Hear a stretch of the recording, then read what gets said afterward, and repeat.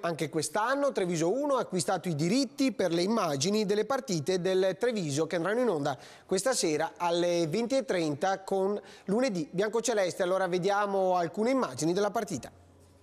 I fischi del pubblico di Quinzio, il tiro direttamente in porta, Campironi c'è e poi si riesce ad allontanare. Prima occasione però per gli ospiti, ancora verso Donida, la palla arriva di Quinzio, bella azione del Cuneo, rientra di Quinzio, il destro, Ferrario e la palla finisce in rete.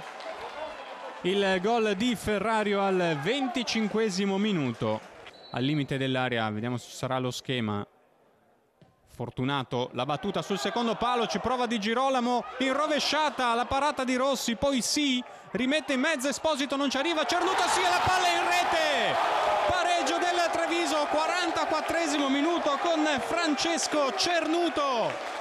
Brunetti che ha un po' di spazio, il tocco è corto su Tarantino, deve inventare qualcosa con il destro, attenzione, sì, di testa, il miracolo di Rossi. Di Quinzio. La battuta, ancora una volta Piccone, sempre però sui piedi di Di Quinzio, che può tentare un nuovo traversone, carretto di testa e c'è la rete del Cuneo al 43esimo minuto.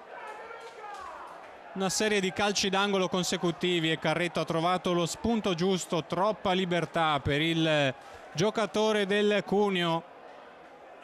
Mister, un buon Treviso, una partita equilibrata, peccato per quel gol preso in mischia dopo aver concesso alcuni calci d'angolo consecutivi a 2 minuti dalla fine.